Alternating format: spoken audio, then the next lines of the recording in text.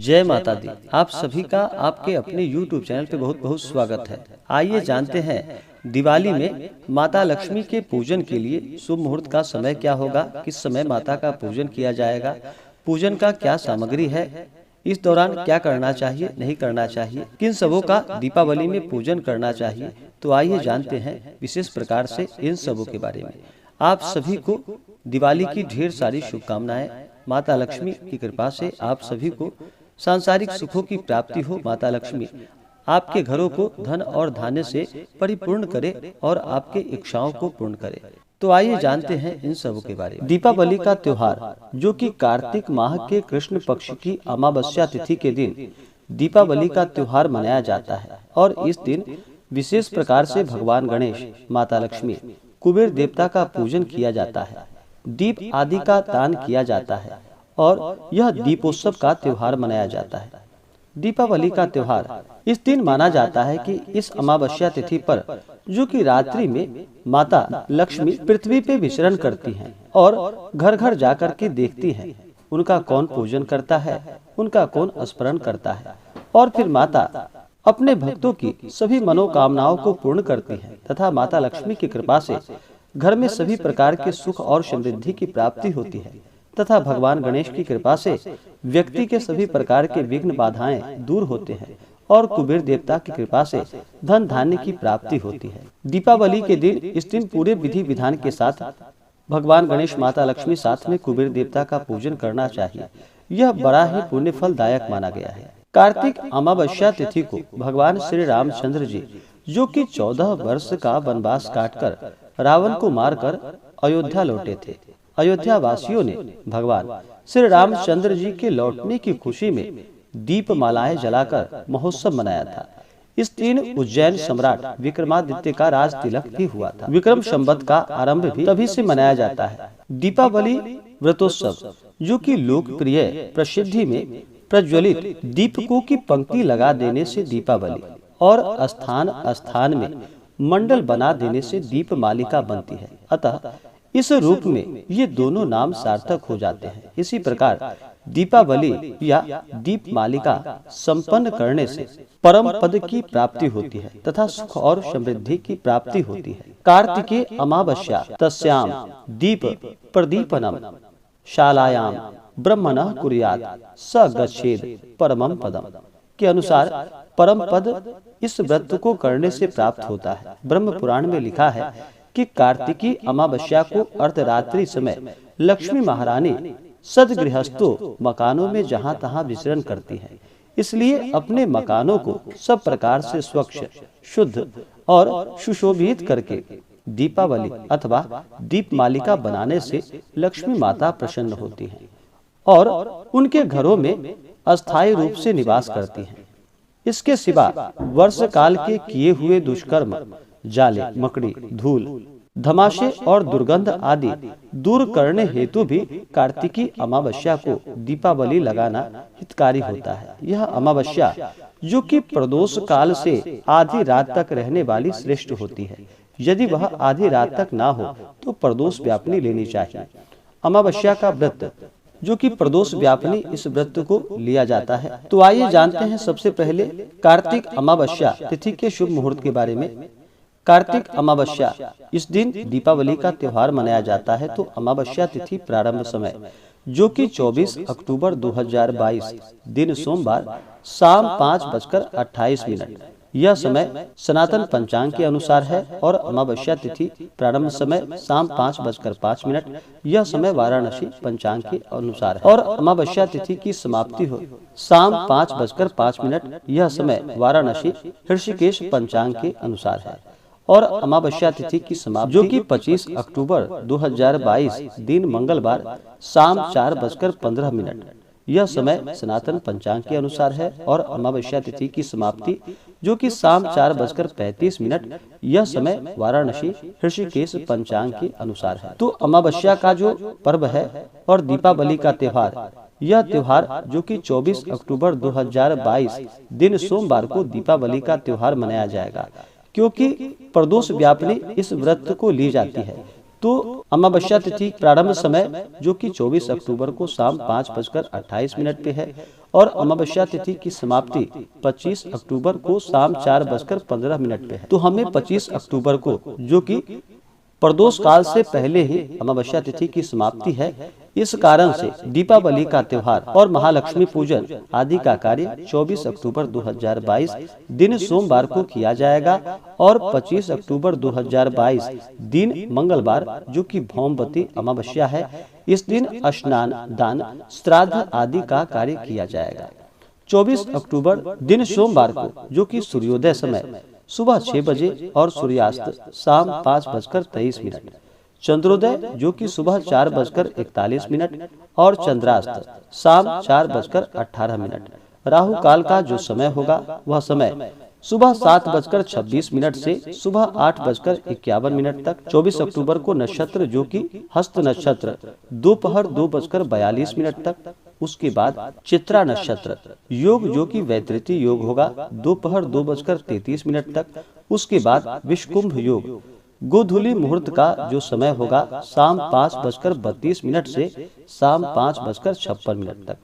निशिता मुहूर्त का समय रात्रि 11:40 से रात्रि 12:31 तक। इस दिन लक्ष्मी पूजन के लिए जो शुभ मुहूर्त का समय होगा वह शुभ चौघड़िया मुहूर्त के अनुसार जो समय है वह समय अमृत और चर नामक शुभ चौघड़िया मुहूर्त, जो कि दोपहर 3:58 से शाम 6:58 तक। लेकिन माता लक्ष्मी का जो पूजन है वह प्रदोष काल के समय में ही पूजन करना चाहिए। तो शाम के 5:28 के बाद ही आप पूजन करें, जो कि अमृत चर नामक शुभ चौघड़िया मुहूर्त है वह शाम 6:58 तक है। तो इसके अंदर आप पूजन कर सकते हैं। उसके बाद फिर जो पूजन का समय है वह समय लाभ नामक शुभ चौघड़िया मुहूर्त, जो कि रात्रि 10:07 से रात्रि 11:42 तक होगा। इस दौरान माता लक्ष्मी का पूजन करें और दीपावली के दिन अर्धरात्रि में निशिता काल मुहूर्त में, जो कि महाकाली माता का इस दिन पूजन किया जाता है, जो कि शुभ अमृत और चर नामक शुभ चौघड़िया मुहूर्त है, वह रात्रि 1:16 से सुबह 6 बजे तक है। तो माता लक्ष्मी का जो पूजन होगा वह निशिता काल में पूजन किया जाएगा। तो उसका मुहूर्त जो कि रात्रि 11:40 से रात्रि 12:31 तक माता काली का पूजन किया जाएगा। दीपावली के दिन इस दिन विशेष प्रकार से जो कि सुबह के समय में हनुमत दर्शन भी किया जाता है, यम तर्पण आदि का कार्य किया जाता है और संध्या के समय में दीप दान किया जाता है। रात्रि निशिता काल में महाकाली का पूजन किया जाता है। दीपावली के दिन जहां तक हो सके घर में दीप माला बना करके दीपक जलाना चाहिए, या अलग अलग भी दीपक आप जला सकते हैं।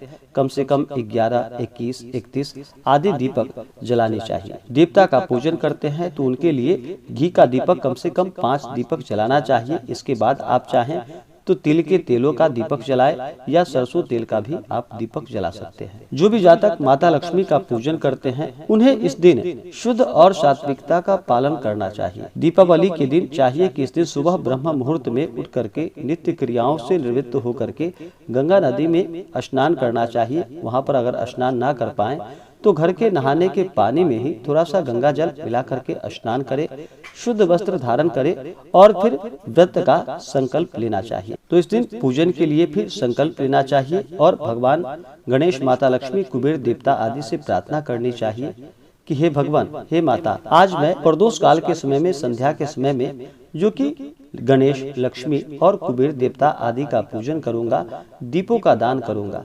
इस प्रकार से भगवान से, माता से प्रार्थना करनी चाहिए और इस व्रत में दिन भर उपवास रहते हुए इस व्रत को करना चाहिए। इस व्रत को आप उपवास रख के भी कर सकते हैं, नहीं तो नक्त व्रत भी किया जा सकता है। इस दिन पूजन के लिए चाहिए कि संध्या काल के समय में एक अच्छा सा जगह ले, उस जगह को अच्छे से पवित्र करके अपने घर के ईशान कोण में विशेष प्रकार से पूजन करें तो लाभकारी होगा। इस दिन पूजन के लिए एक चौकी लगाए, चौकी पे लाल कपड़ा या पीला कपड़ा बिछा करके वहाँ पर अच्छे प्रकार से जो कि शुद्ध, सुंदर, सुशोभित और शांति वर्धक स्थान में वेदी बनाकर या चौकी, पाटे आदि पर अक्षत आदि से अष्टदल लिखे और उस पर माता लक्ष्मी का स्थापना करें। लक्ष्मी नमः, इंद्राय नमः, कुबेराय नमः। इन नामों से तीनों का पृथक पृथक यानी कि अलग अलग भी आप पूजन कर सकते हैं या साथ में एकत्र भी पूजन कर सकते हैं। यथा विधि पूजन कर नमस्ते सर्वदेवानां वरदासी हरे प्रिया या गति सत्व प्रपन्नानां सामेयात्व दर्शनात्। इस प्रकार से लक्ष्मी जी को और ऐरावत समारूढ़ो वज्रहस्तो महाबलः सत्य यज्ञाधीपो देवस्तस्मा इंद्राय ते नमः से इंद्र की और धनदाया नमस्तुभ्यम निधि पद्मा दीपाय च भवन्तु त्वत्प्रसादान में धन धान्यादि संपदा से कुबेर की प्रार्थना करे। पूजन सामग्री अनेक प्रकार की उत्तमोत्तम मिठाई, उत्तमोत्तम फल पुष्प और सुगंध पूर्ण धूप दीपादि से ले और ब्रह्मचर्य रहकर ब्रह्मचर्य का पालन करते हुए उपवास अथवा नक्त व्रत करते हुए माता का पूरे विधि विधान के साथ पूजन करना चाहिए। किसी भी प्रकार के शुभ कार्यों में या मांगलिक कार्यों में सबसे पहले भगवान गणेश का पूजन किया जाता है।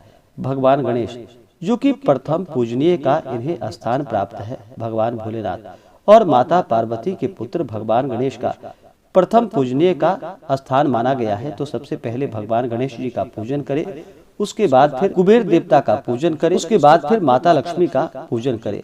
आप चाहे तो इस दिन कुबेर यंत्र, लक्ष्मी यंत्र आदि का पूजन करके अपने घर में रख सकते हैं। इस दिन पूजन के लिए सामग्री जो कि जल, पंचामृत, अक्षत, चंदन, रोली, सिंदूर, कुमकुम, श्रृंगार की सामग्री, हल्दी गांठ वाला जो कि 11 या 7 कम से कम होना चाहिए माता लक्ष्मी को चढ़ाने के लिए, और फिर अबीर, गुलाल, पुष्पमाला, धूप दीप, प्रसाद के लिए फल, लड्डू, खीर, मिठाई, पान पत्ता, सुपारी, लौंग, इलायची।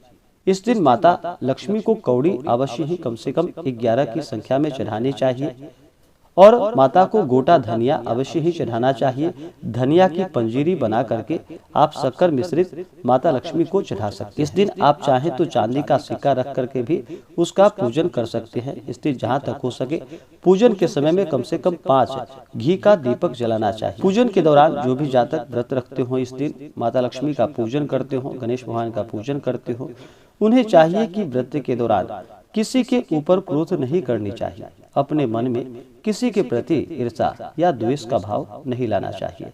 ब्रह्मचर्य का पालन करते हुए, शुद्ध और सात्विकता का पालन करते हुए इस दिन व्रत को रखना चाहिए। इस दिन भूलकर भी तामसिक वस्तुओं का प्रयोग बिल्कुल भी नहीं करना चाहिए। धर्म का आचरण करते हुए रहना चाहिए और इस दिन भूलकर भी महिलाओं का अपमान न करें, क्योंकि इस दिन माता लक्ष्मी का पूजन किया जाता है और माता लक्ष्मी तभी प्रसन्न होती है जहाँ पर कि स्त्रियों का सम्मान होता है।